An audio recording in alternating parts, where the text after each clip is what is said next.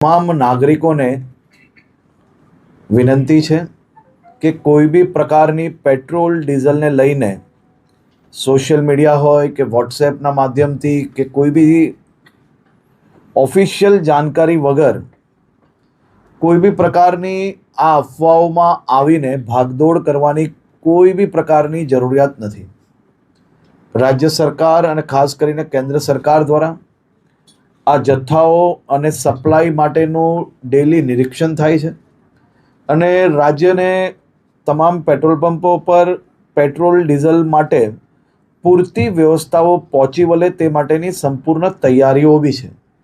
મારી રાજ્યના સૌ નાગરિકોને બે હાથ જોડીને વિનંતી છે કે આ પ્રકારની વાતો કોઈનો બી વોટ્સએપ મેસેજ આવ્યો હોય ને સીધું જ આપણે બીજા લોકોને ફોરવર્ડ કરીએ, કોઈ બી પ્રકારની જાણકારી વગર સંપૂર્ણ માહિતી વગર પોસ્ટ મૂકીને આપણે આપણી જોડે જોડે હજારો લોકોને કારણ વગરના એમનો સમય વેડફીએ અને સાથે સાથે કોઈ બી પ્રકારે શહેરમાં કે રાજ્યમાં આ પ્રકારની ખોટી માહિતીઓ ફેલાવનાર લોકો પર બી આવનારા દિવસોમાં કડક પગલાં ભરવામાં આવશે.